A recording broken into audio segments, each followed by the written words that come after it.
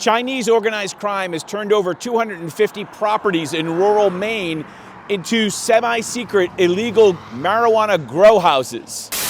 The Chinese have stepped in to undercut prices by starting their own illegal operations. Well, police busted another illegal marijuana grow operation today, and this one was right across the street from the town office. Another illegal marijuana growing operation busted in Maine, this one in Penobscot County. Authorities say they found an illegal marijuana growing operation in Mercer Friday. They say the home was strictly a grow house and nobody was there at the time of the search. County Sheriff's Office says it has found another illegal marijuana growing operation. Man's been arrested after police discover another illegal marijuana growing operation in Norridgewock. And it's so bad that now state lawmakers and Maine's 2 senators are asking the feds for help.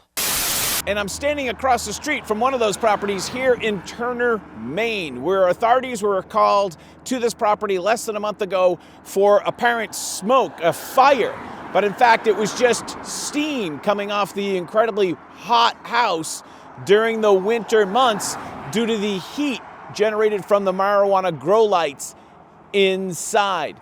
During the fire call, authorities discovered 2,500 marijuana plants in this illegal grow house, one of many that we're going to visit in this video. Most of these properties are owned by Chinese nationals or Chinese Americans with links to either Massachusetts or New York, especially Brooklyn. And as you can see here, they have a number of external wiring and piping that's been added. Almost all of these properties include upgraded electrical service. This is the type of electrical service that you would typically see at a commercial building. Also, all of the windows are all blacked out so that you don't disturb the growth cycle of the marijuana plant. This property is also directly across from the local gas station, basically right under everyone's nose on this fairly busy street in Turner, Maine.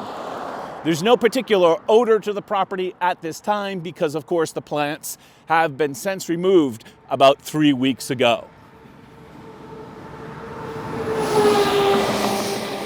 We are going to our next house right down the street.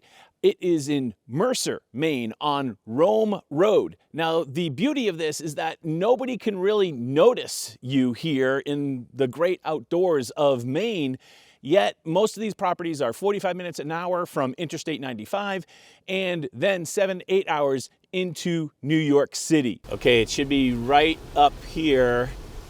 Yeah, here's the house here. There's the driveway. It doesn't look like they've had any. Let's get out and take a look. Yeah, we just got probably no activity here. This house was purchased in 2020 by a Brooklyn man, and it was raided by local authorities who are now starting to crack down on these properties within the last couple of weeks. You see, a couple of years ago when Maine legalized marijuana, they were supposed to get rid of the black market, but actually they just made it stronger because it takes about twice as much money, according to the Maine congressional delegation, to produce legal weed in Maine than it takes to produce illegal weed. Therefore, illegal weed is undercutting legal weed by about half price.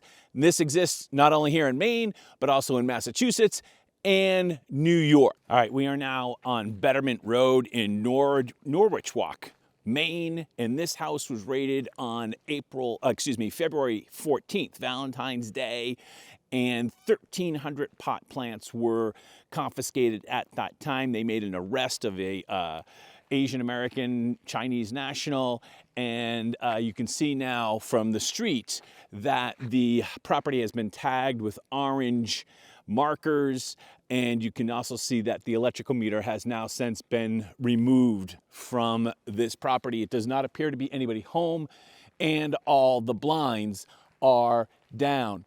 With multiple cameras on the street, above the garage, you can see that this is a pretty abandoned road here. We're off the beaten path for sure, about 15 minutes from Rome Road in Mercer, where we just were.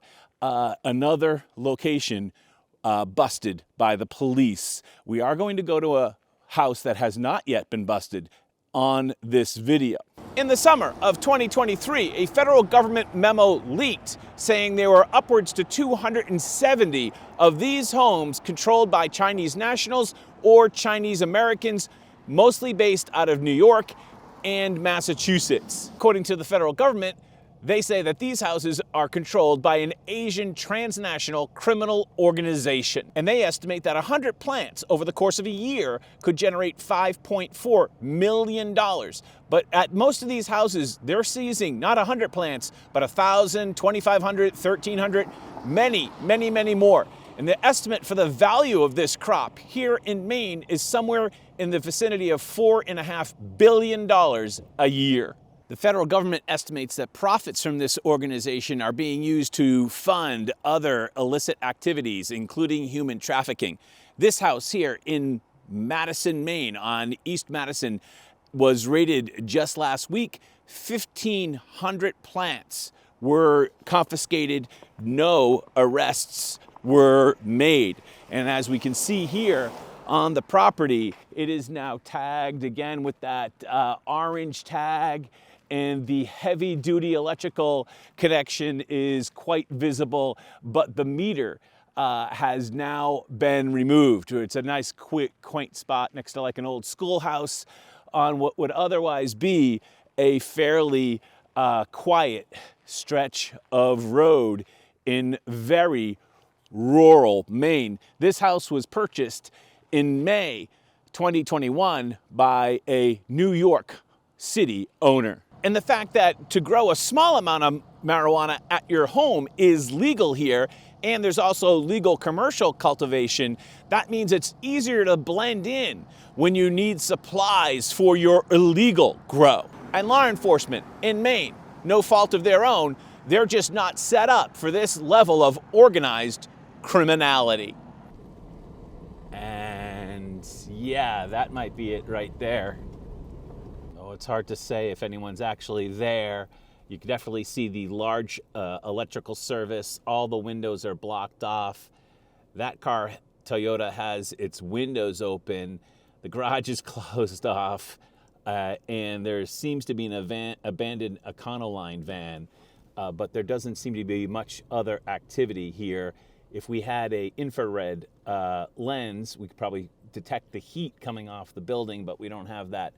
There is satellite, and there does appear to be security. So I'm up here in Ripley, Maine, right off of Tripp Road, and the mainstream media has covered this story fairly well, but the number one source for news on this story has been the Maine Wire. The MaineWire.com, all credit to them for a lot of the background used in this video, and they have tracked this house at 38 Tripp in Ripley, Maine, to a complex web of limited liability companies that own or are somehow connected to several of the other houses that we saw in this video. And when we drive by here, you can clearly see the massive electrical service that is being delivered to that property.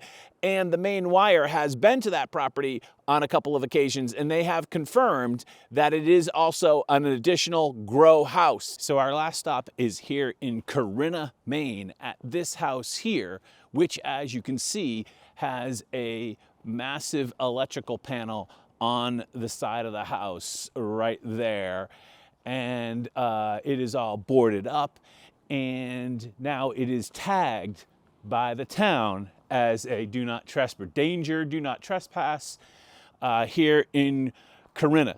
It was just earlier this month where police raided this facility, this single family home, which was bought out of foreclosure from HUD for only $140,000.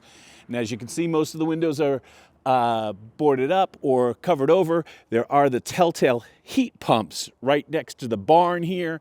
And the irony of this location is that it's directly across the street from this beautiful building, which holds the town office and the local library.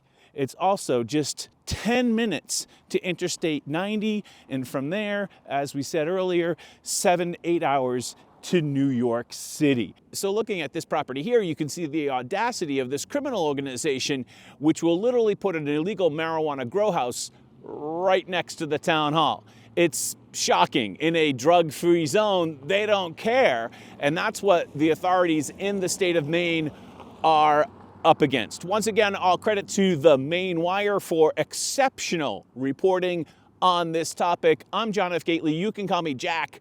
We'll keep you posted. Thanks for watching.